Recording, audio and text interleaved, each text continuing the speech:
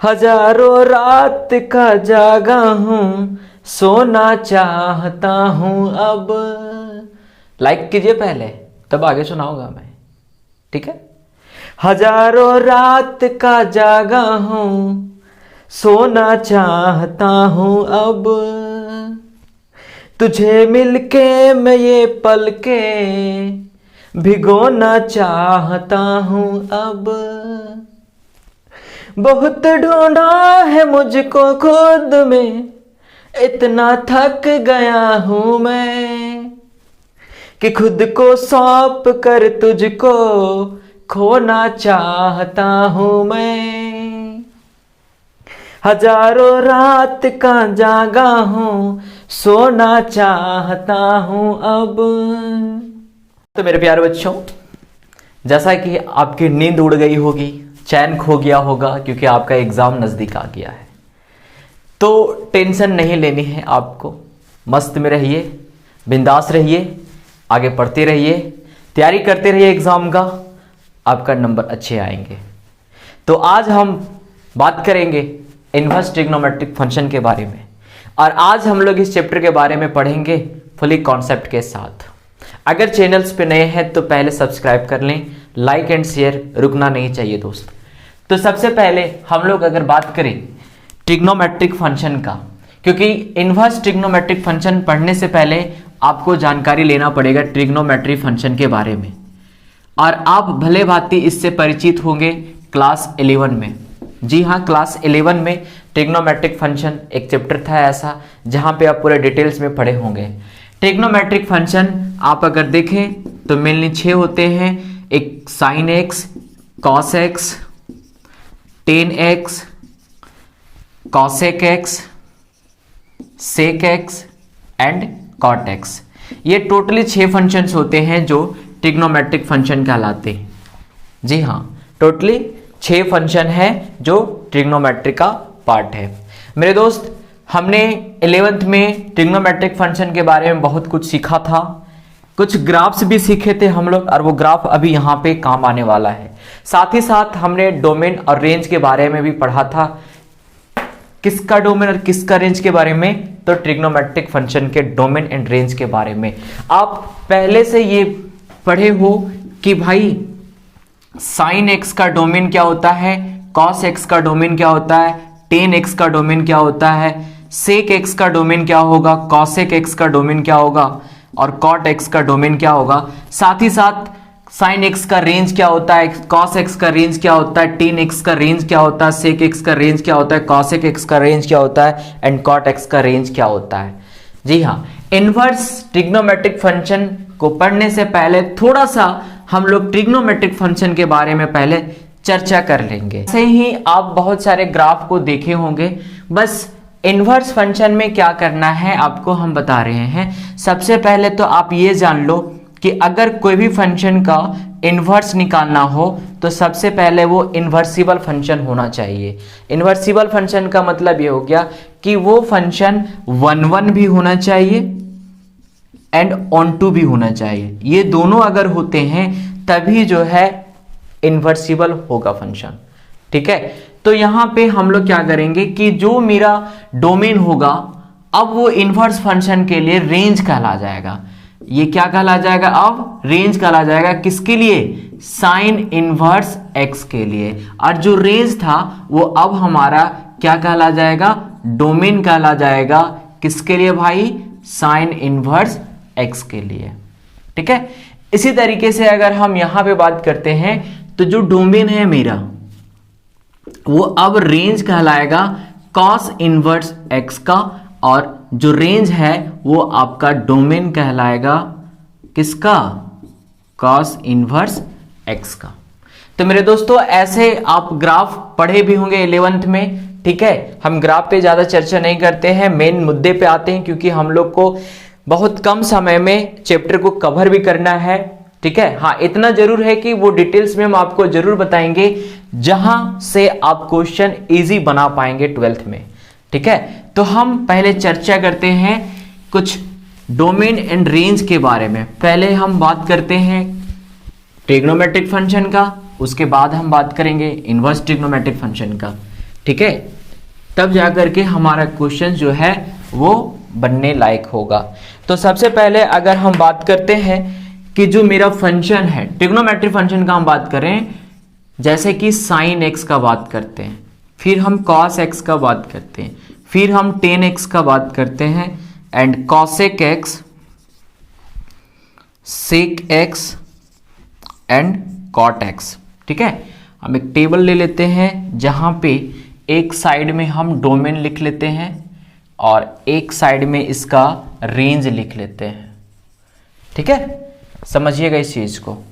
ठीक, वहीं पे हम इनवर्स ट्रिग्नोमेट्रिक फंक्शन का भी हम चर्चा कर लेंगे, जैसे कि साइन इनवर्स एक्स है, कॉस इनवर्स एक्स है, टेन इनवर्स एक्स है और cosec inverse x, sec inverse x and cot inverse x है।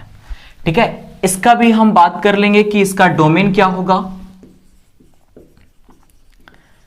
और इसका रेंज क्या होगा। ठीक है, अगर आपको डोमेन और रेंज का अगर बात अच्छे से समझ में नहीं आ रही है तो हम एक बार फिर से चर्चा कर दें। रेंज वो होता है, जैसे अगर हम ट्रिग्नोमेट्रिक फंक्शन की अगर बात करते हैं तो रेंज वो होता है जहां पे आपका फंक्शन का मैक्सिमम से मैक्सिमम वैल्यू क्या हो सकते हैं और मिनिमम से मिनिमम वैल्यू क्या हो सकते हैं, वो उसका रेंज होता है। ठीक है, डोमेन तो आपका रियल नंबर हो जाएगा, यहां पे जो कुछ भी आप डालोगे तो रेंज आपका -1 और 1 के बीच में आएगा। यानी कहने का मतलब है कि डोमेन इसका जो होगा मेरा, किसका डोमेन, डोमेन साइन एक्स का जो होगा वो कोई भी रियल नंबर को आप डाल दो, रेंज आपका -1 to 1 होगा।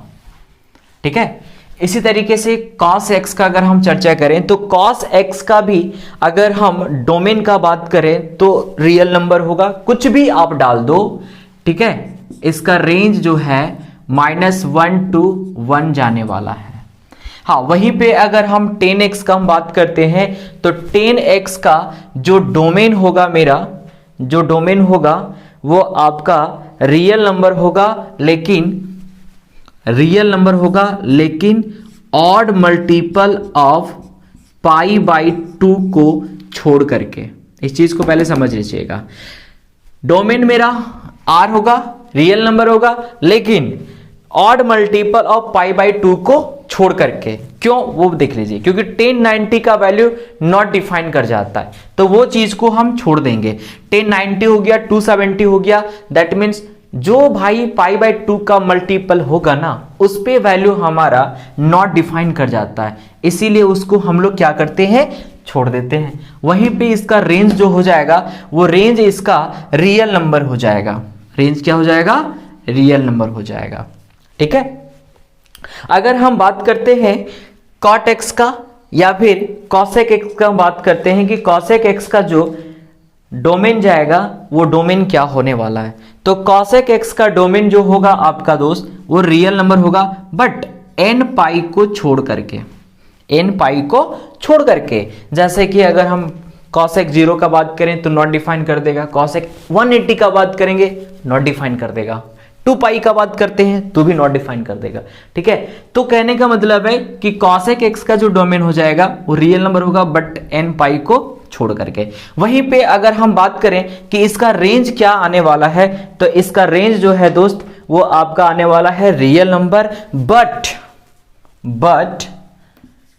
-1 और 1 के बीच का वैल्यू को छोड़ करके, क्योंकि कभी भी cosec x का जो वैल्यू होगा ना वो -1 और 1 के बीच में कभी नहीं आने वाला है। आप कितनों भी डिग्री का वैल्यू निकाल लो, ठीक है, छोटा से छोटा डिग्री, बड़े से बड़े डिग्री का वैल्यू फाइंड करके देख लो, -1 और 1 के बीच में कभी भी cosec x का वैल्यू नहीं आने वाला है। समझ रहे हैं मेरा बात को। वहीं पे अगर हम sec x का अगर हम बात करते हैं तो sec x का जो डोमेन होगा आपका वो आपका रियल नंबर होगा, बट ऑड मल्टीपल ऑफ π/2 को छोड़ करके, क्योंकि sec x भी π/2 के मल्टीपल पे नॉट डिफाइन कर जाता है दोस्त। ठीक है, इस चीज को समझिएगा। और वहीं पे अगर हम इसका रेंज का अगर बात करते हैं तो रेंज जो है रियल नंबर होगा, लेकिन -1 और 1 के बीच का वैल्यू को छोड़ करके। ठीक है, ये सबसे पहले ये चीज दिमाग में डाल लो कि ये क्लोज ब्रैकेट है, ये ओपन ब्रैकेट है। क्लोज ब्रैकेट में क्या होता है कि -1 और 1 को लेना है, बट अगर ओपन ब्रैकेट का बात करें तो -1 और 1 के बीच का वैल्यू को लेना है, उसको नहीं लेना है। ठीक है, वहीं पे हम अगर cot x का अगर हम बात करते हैं तो cot x का जो डोमेन हो जाएगा मेरा दोस्त वो रियल नंबर होगा, बट इन पाई को छोड़ करके। ठीक है, क्योंकि cot भी 0 और पाई के मल्टीपल में नॉट डिफाइन करता है, इसीलिए हम कह सकते हैं कि cot x का जो डोमेन होगा वो मेरा रियल नंबर होगा बट n पाई को छोड़ करके, और इसका जो रेंज होगा वो रियल नंबर होंगे। ठीक है, अब यहां पे तो ये तो समझ में आ गया, ये मेरा ट्रिग्नोमेट्रिक फंक्शन था। ठीक है, अब ये ट्रिग्नोमेट्रिक फंक्शन था। अब हम आते हैं कि इनवर्स ट्रिग्नोमेट्रिक फंक्शन में हम कैसे जानेंगे कि डोमेन कौन होगा, रेंज कौन होगा।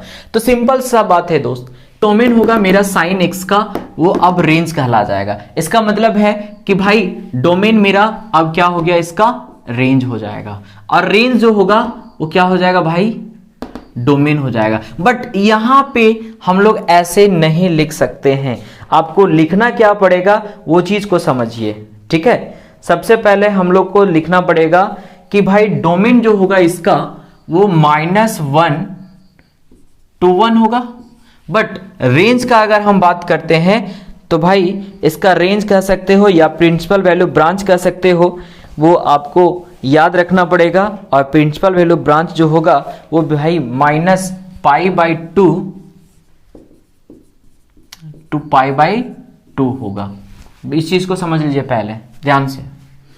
ठीक है, साइन इनवर्स x का जो डोमेन हो जाएगा वो क्या हो जाएगा, -1 to 1 हो जाएगा, और प्रिंसिपल वैल्यू ब्रांच या रेंज कह सकते हो, इसी को हम लोग प्रिंसिपल वैल्यू ब्रांच भी कहते हैं, जो आगे हम लोग क्वेश्चन में यूज करेंगे, प्रिंसिपल वैल्यू ब्रांच।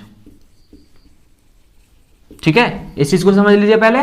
तो साइन इनवर्स x का डोमेन -1 to 1 हो जाएगा, रेंज क्या हो जाएगा मेरा -π/2 से π/2 तक।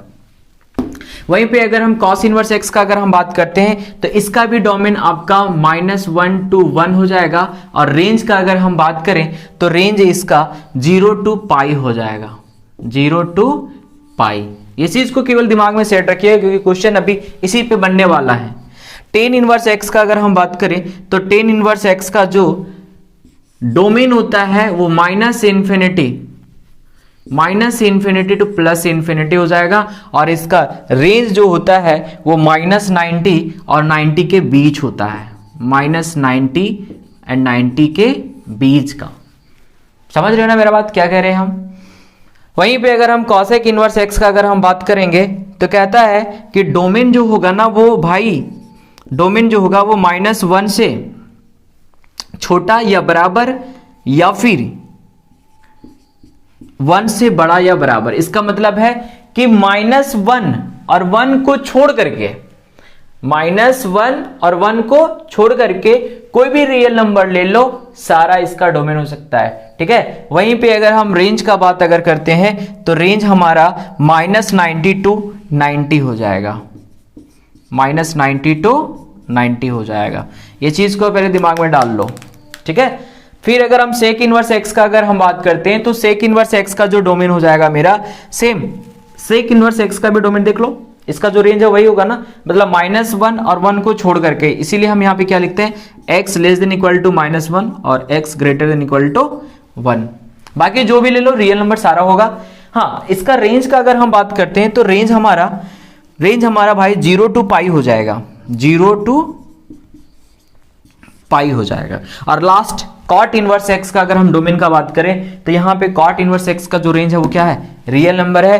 तो cot इनवर्स x का जो डोमेन हो जाएगा मेरा वो भाई -∞ और ∞ के बीच में हो जाएगा, मतलब कोई भी रियल नंबर ले सकते हैं हम लोग। और इसका रेंज जो हो जाएगा हमारा वो रेंज हमारा 0 to π के बीच होगा, 0 और पाई के बीच होगा। ध्यान से देखिएगा इस चीज को, यहाँ 0 to π नहीं है बल्कि 0 और पाई के बीच का है। तो एक बार फिर हम इसको रिपीट कर देते हैं। हम लोग को ये चीज नहीं जानना, हम लोग को ये चीज जानना है, मेनली ये चीज जानना है, समझिएगा इस चीज को। हम लोग को जानना है कि इनवर्स ट्रिग्नोमेट्रिक फंक्शन का डोमेन और रेंज क्या होगा, यानी रेंज कह सकते हो, प्रिंसिपल वैल्यू ब्रांच क्या होंगे, मतलब मुख्य वैल्यू क्या होंगे उसका। समझ में आ रहा है ना क्या बोल रहे हैं, समझने का प्रयास कीजिएगा। साइन इनवर्स एक्स है, इसका डोमेन -1 to 1 जा सकता है, जाएगा, लेकिन रेंज इसका -90 से 90 तक जाएगा, ये दिमाग में डाल लो। कॉस इनवर्स एक्स का डोमेन -1 से 1 तक जाएगा, वहीं पे रेंज का अगर हम बात करेंगे तो 0 से पाई तक जाएगा। हाँ, टेन इनवर्स एक्स का अगर हम डोमेन का बात करेंगे तो रियल नंबर जाएंगे, -∞ से ∞ कुछ भी जाए, लेकिन रेंज इसका -90 और 90 के बीच में ही रहेगा। 90 और -90 को नहीं लेना है, बल्कि उसके बीच का वैल्यू को लेना है। उसी तरह से कॉसेक इनवर्स एक्स का जो डोमेन होंगे वो -1 से छोटा या बराबर और 1 से बड़ा या बराबर, लेकिन -1 और 1 के बीच का वैल्यू नहीं लेना है आपको। समझ रहे ना मेरा बात को। हाँ, वहीं पे इसका रेंज का अगर हम बात करेंगे तो -90 से 90 तक जाएगा। हाँ, सेक इनवर्स एक्स का अगर हम बात करते हैं तो डोमेन सेम एक जैसा है, बट रेंज इसका 0 to पाई जाएगा। कॉट इनवर्स एक्स का जो डोमेन है वो -∞ से ∞ तक जाएगा, ठीक है, और जो रेंज है भाई वो 0 और पाई के बीच का होगा। तो मेनली हम लोग को बस यही जानना था, प्रिंसिपल वैल्यू ब्रांच। अगर ये प्रिंसिपल वैल्यू ब्रांच अगर आपको दिमाग में सेट करता है तो हम लोग 1 मार्क्स का क्वेश्चन बहुत इजी बना लेंगे, ठीक है। इसको नोट कर लीजिए, अगर नोट करना चाहते हैं तो नोट कर लीजिए इसको।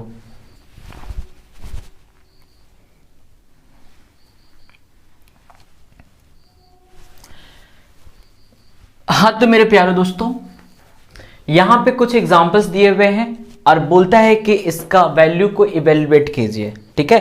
तो इसको बनाने से पहले आपको प्रिंसिपल वैल्यू ब्रांच दिमाग में सेट होना चाहिए। सबसे पहले यहाँ पे टेन इनवर्स दिया हुआ है, तो टेन इनवर्स का जो प्रिंसिपल वैल्यू ब्रांच होगा वो -90 और 90 के बीच का होगा, मतलब -90 to 90 के बीच का, ठीक है। और कॉट इनवर्स का बात अगर हम करें तो 0 और पाई के बीच का। वहीं पे अगर हम साइन इनवर्स का बात करते हैं तो -90 to 90 है ना। बस प्रिंसिपल वैल्यू ब्रांच दिमाग में सेट होना चाहिए। पहला क्वेश्चन देखिए कैसे बनाएंगे हम। मान लेंगे कि टेन इनवर्स -1 बराबर y, तो भाई 10 अगर इधर जाएगा तो इधर हो जाएगा -1 बराबर 10y। अब यहां पे -1 जो है वो हम लोग को पता है कि भाई 10 - π/4 का वैल्यू होगा, बराबर क्या हो जाएगा 10y। तो यहां से मिल जाएगा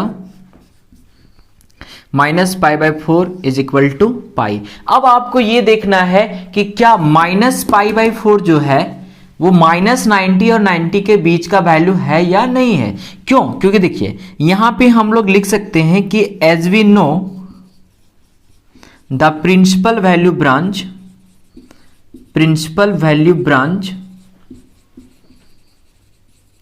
branch of tan inverse x is -90 और 90 के बीच का। तो क्या ये जो मेरा -π/4 आया है वो क्या इसके बीच का वैल्यू है? हाँ है भाई, -45 है, और यहां तो बोला -90 और 90 के बीच का।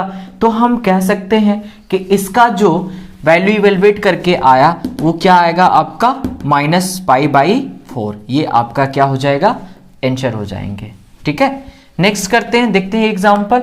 जैसे यहां पे लिखा है कॉट इनवर्स -1, तो इसमें भी हम लोग क्या करते हैं, मान लेते हैं कि let y is equal to cot inverse -1। अब ये कॉट अगर इधर आएगा तो ये होगा कॉट y बराबर -1। अब जो -1 जो है हमारा वो कितने डिग्री का वैल्यू आएगा, तो भाई 45 का आएगा। इसलिए हम यहाँ पे क्या लिखेंगे, कॉट -π/4 लिखेंगे। तो यहां से हम लोग को क्या मिल जाएगा, y इज इक्वल टू -π/4। और आपको मालूम है कि भाई कॉट इनवर्स का जो प्रिंसिपल वैल्यू ब्रांच होता है वो कहां से कहां होता है, 0 से पाई के बीच का होता है। तो यहां पे हम लिखेंगे कि as we know the principal value branch of cot inverse x या cot inverse theta is 0 and pi के बीच का। अब आपसे ये सवाल यहां पे पूछ रहे हैं हम कि क्या -π/4 जो है क्या इसके बीच का वैल्यू हो सकता है? जरा सोचिए, हो सकता है क्या? नहीं हो सकता ना, क्योंकि ये माइनस में है और यहां आपको प्लस में दिया गया प्रिंसिपल वैल्यू ब्रांच। तो इस केस में हम क्या करेंगे मालूम है, यहां से जो है ना थोड़ा सा रूट चेंज करेंगे हम और यहां पे लिखेंगे क्या पता है, cot y is equal to cot pi minus π/4। ठीक है, और ये आपका आएगा cot y बराबर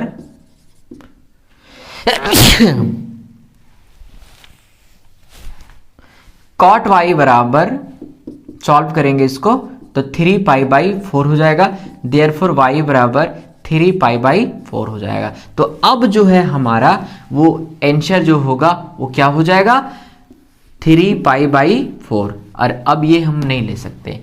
अब देख लो भाई 0 और पाई के बीच में ये आ रहा है या नहीं आ रहा है। ये 3π/4 का मतलब समझ रहे हो, 3π/4 का मतलब आप जान लो, पाई मतलब 180, ये कट जाएगा 4 से कितने बार में कट जाएगा, देख लो क्या इसके बीच में आ रहा है कि नहीं आ रहा है, 0 और 180 डिग्री के बीच में आ रहा है कि नहीं आ रहा है, आ रहा है भाई। तो भाई हम कह सकते हैं कि इसका क्या आएगा वैल्यू, 3π/4 आएगा।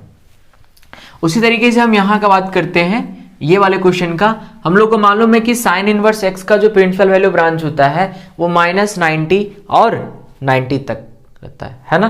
तो हम यहां पे क्या करेंगे, मान लेंगे y बराबर साइन इनवर्स -√3/2, साइन हमारा इधर आएगा तो साइन y बराबर -√3/2 होगा। अब बताइए यहां पे क्या -√3/2 जो है वो कितने डिग्री का वैल्यूज हो सकता है साइन में, सिंपल सी बात है, साइन 60 का हो सकता है, बट यहाँ पे नेगेटिव है तो आपको क्या लेना पड़ेगा, साइन -π/3।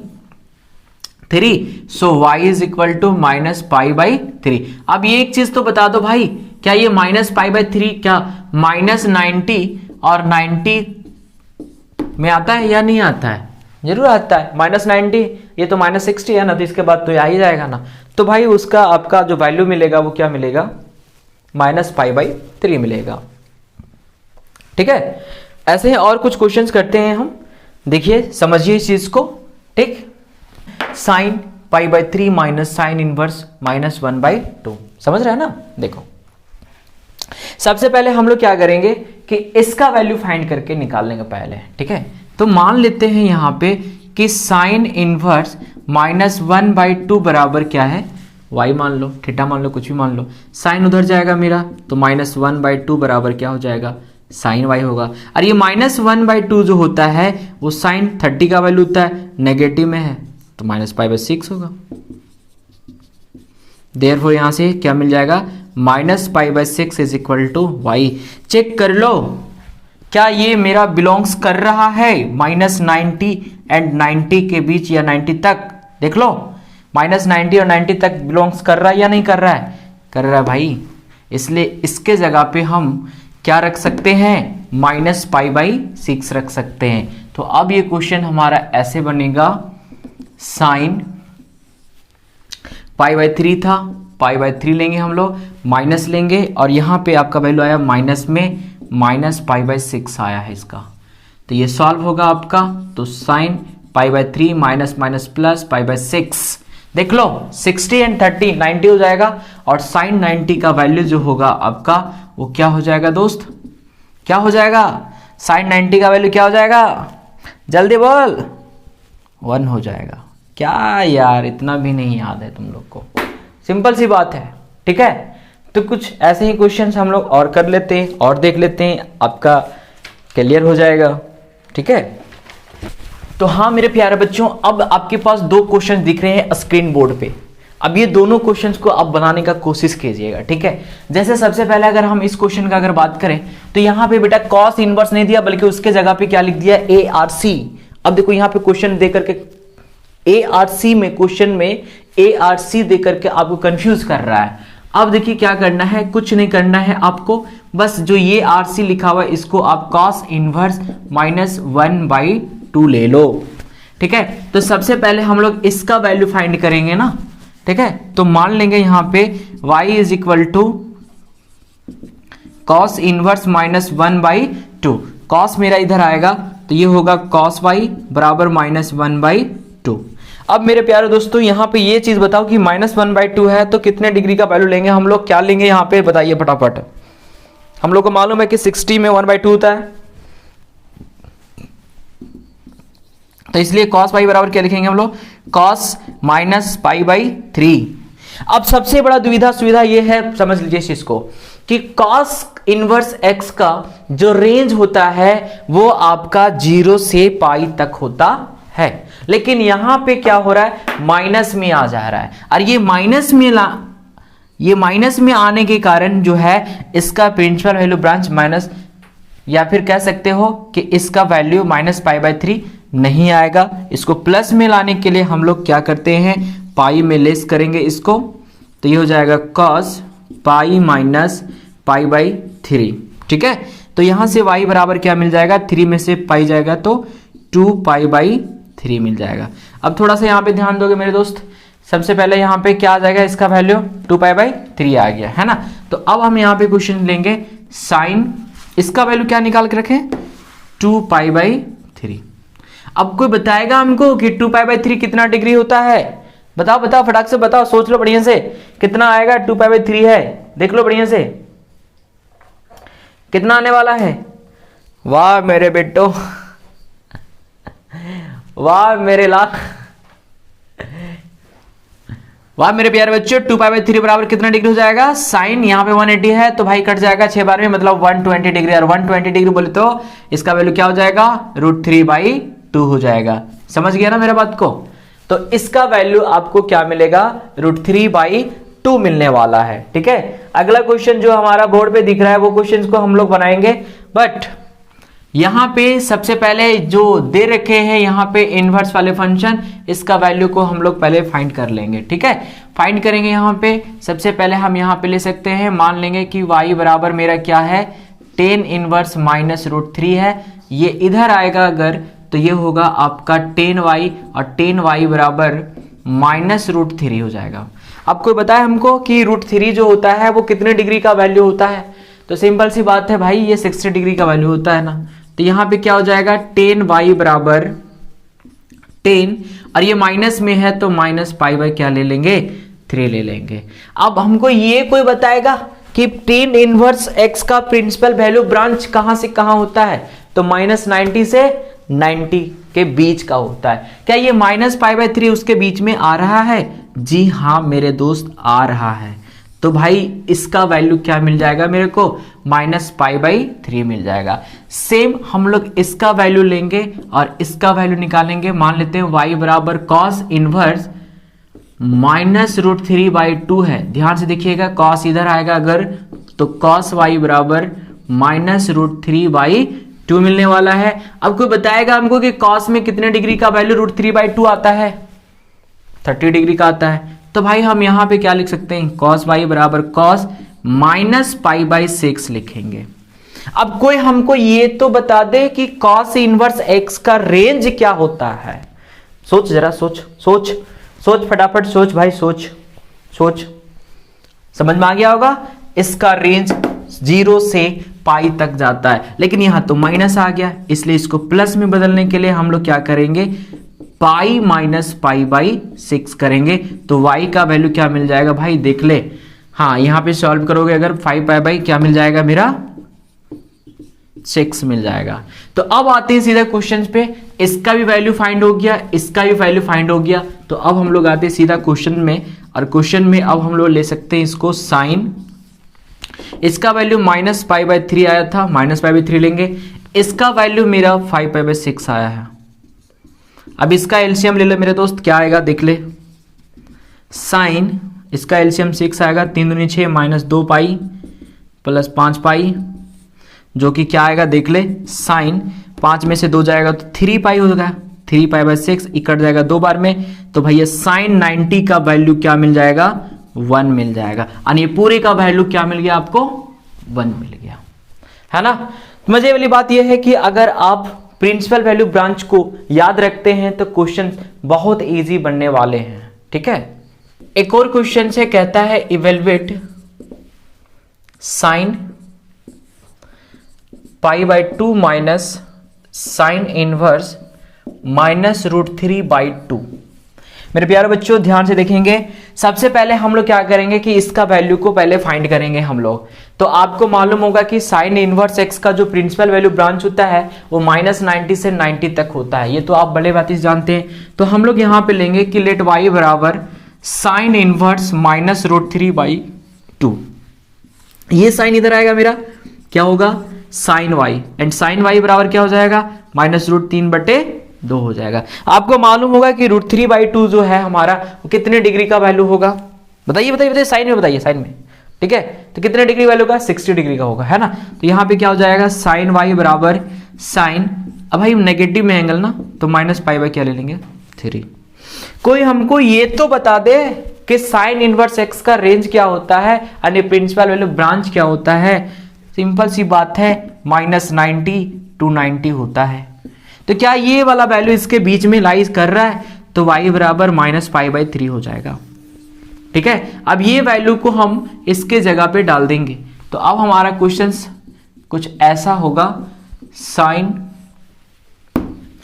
π/2 माइनस, और इसका वैल्यू -π/3 आया है तो ये +π/3 हो जाएगा।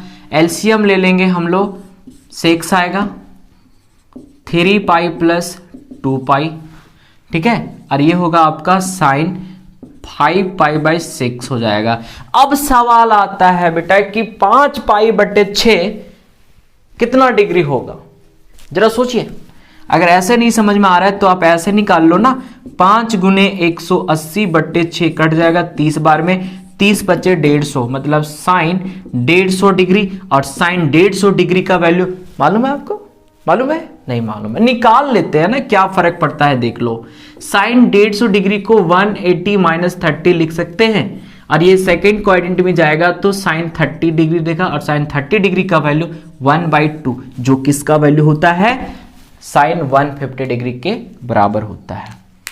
तो मेरे प्यारे दोस्तों यहां तक अगर आपको समझ में आ गया होगा तो आई होप कि इस तरह का क्वेश्चन आप बहुत इजी बना सकते हैं। खैर बहुत सारे क्वेश्चंस हम लोग करेंगे अगले वीडियो में, तब तक के लिए धन्यवाद।